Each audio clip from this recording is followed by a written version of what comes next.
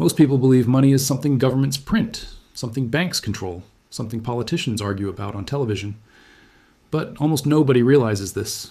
Every time you buy something, every time your country imports food, every time oil moves across oceans, every time debt is created, every time a government survives one more year without collapsing, one invisible force decides if it happens or not. The US dollar, not the American flag, not the White House, not elections, not presidents, the dollar.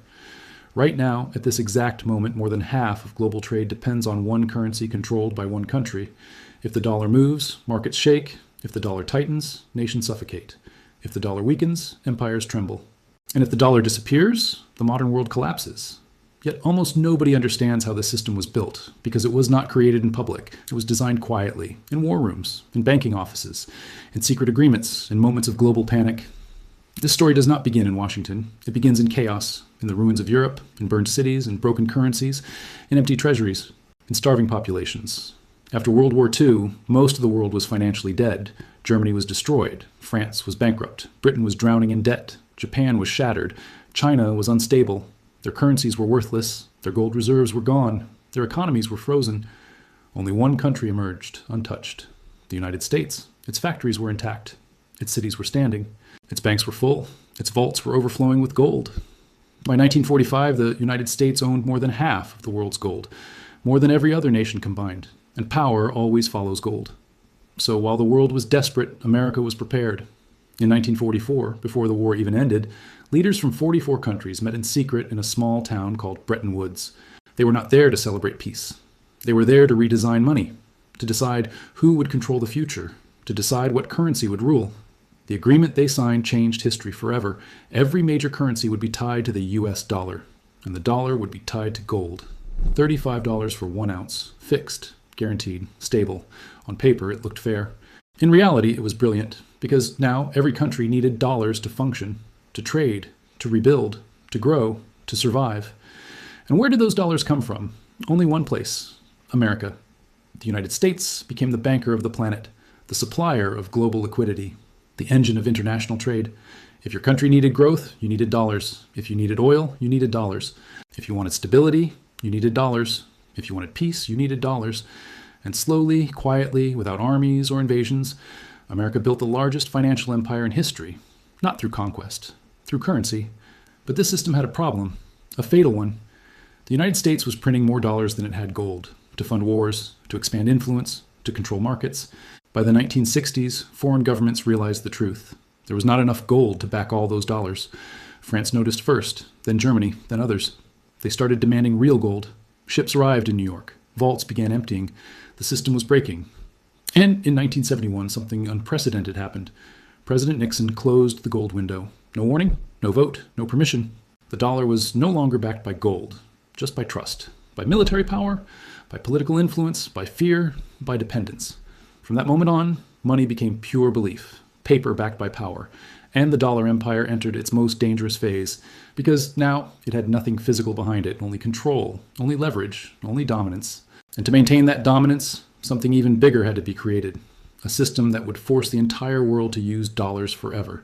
That system would soon emerge, through oil, through energy, through debt, through war, and through deals nobody talks about. That is where the real story begins. When the dollar lost its gold backing in 1971, many experts believed the American financial empire would collapse, because for thousands of years, money had always been connected to something real: gold, silver, land, resources. Now it was connected to nothing, just promises, just confidence, just power. And power is fragile when people stop believing. Foreign governments were nervous, banks were uncertain, markets were unstable, inflation exploded, oil prices surged, trust was breaking. The world needed a new anchor, a new reason to accept paper money printed by one country. So the United States created one. It did not happen in public. It did not happen on television. It happened in private meetings, between oil kings and politicians, between generals and bankers, between empires and monarchs. In the early 1970s, America made a deal with Saudi Arabia, then the most powerful oil producer on earth. The deal was simple.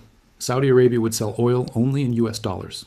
Not pounds, not francs, not yen, only dollars. In return, America would protect the Saudi regime with weapons, with intelligence, with military force. Other oil nations followed. Because if you wanted protection, you followed the system. This created the petrodollar, a silent machine. Every country on Earth now needed dollars to buy energy. No dollars meant no oil. No oil meant no economy. No economy meant collapse. So every government began stockpiling dollars. Every central bank depended on dollars. Every major corporation needed dollars. The United States had created forced demand. Infinite demand. No matter how much it printed, the world needed more. And now something extraordinary happened. America discovered it could spend without limits. It could borrow endlessly. It could run deficits forever. It could finance wars without saving first. Because foreign nations would recycle their dollars back into U.S. bonds. They had no choice. They needed America stable, so they financed it. Japan financed it. China financed it. Europe financed it. Oil states financed it. The world funded its own overseer. A financial paradox, a peaceful empire, maintained through spreadsheets instead of soldiers. But this system created another problem, debt. Trillions of dollars of debt, decades of borrowing, mountains of obligations, promises that could never be fully repaid.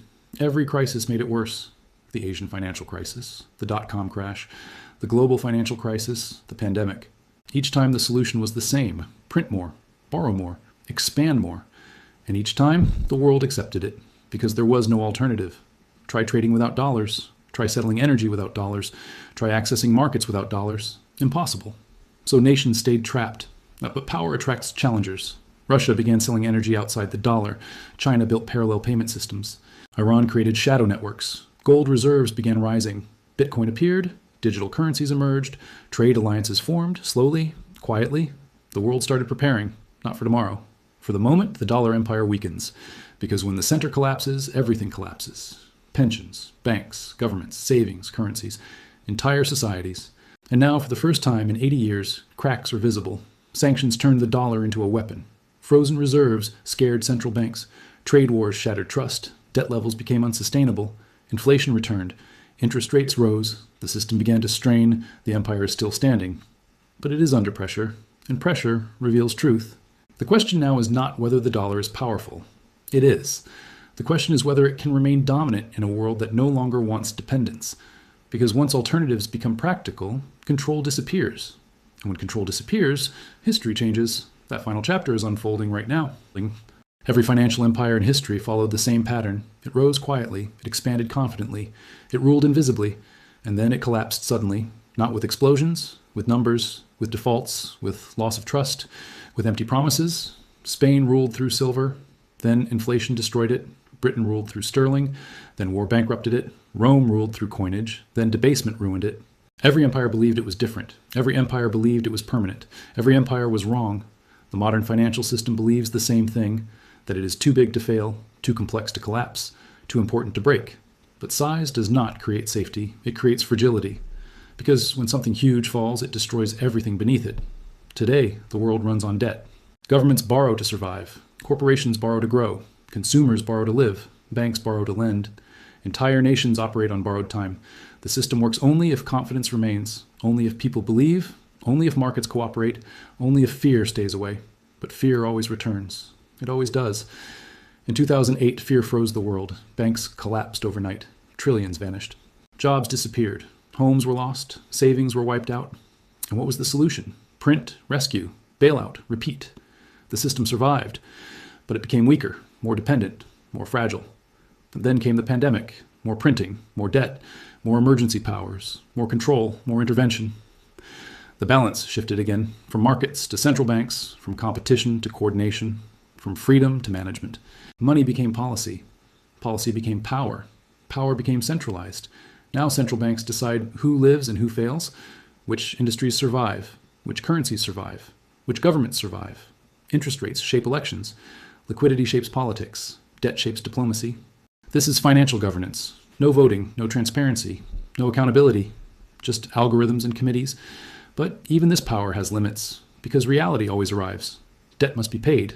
Currencies must be trusted. Markets must function. And populations must eat. And when these things fail, authority dissolves. Already warning signs are everywhere.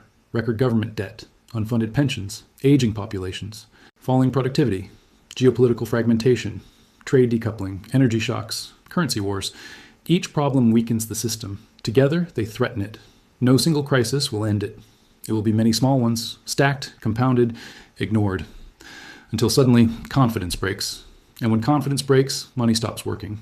People rush to safety, banks restrict withdrawals, Markets freeze. Governments impose controls. Capital flees. Trust vanishes. History accelerates.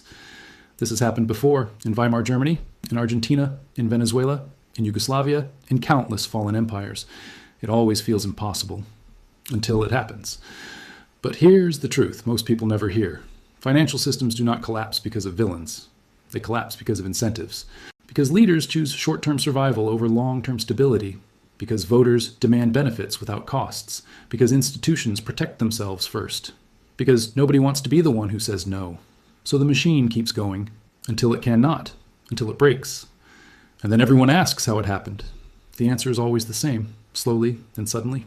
Right now, humanity is entering a transition from centralized finance to fragmented finance, from one reserve currency to many competing systems, from global dependence to regional blocks, from stability to experimentation. This is dangerous, but it is also historic. New systems will rise: digital currencies, regional settlements, resource-backed trade, alternative networks, new alliances. Some will fail, some will succeed. But the monopoly era is ending. Not today, not tomorrow, but in this generation. The world is changing. And money is changing first, because money is power, and whoever controls money controls history.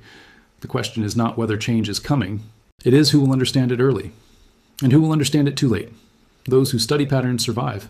Those who ignore them repeat disasters. That is why these stories matter. That is why history matters. That is why this channel exists. If you want to understand how power really works, how money shapes empires, how systems rise and fall, and how the future is being built right now, then stay with us. Subscribe, not for hype, not for noise, for knowledge, for clarity, for perspective, because in the coming years, understanding money will matter more than ever, and the people who understand it first will not panic. They will be prepared, they will be ready, and they will see what others miss.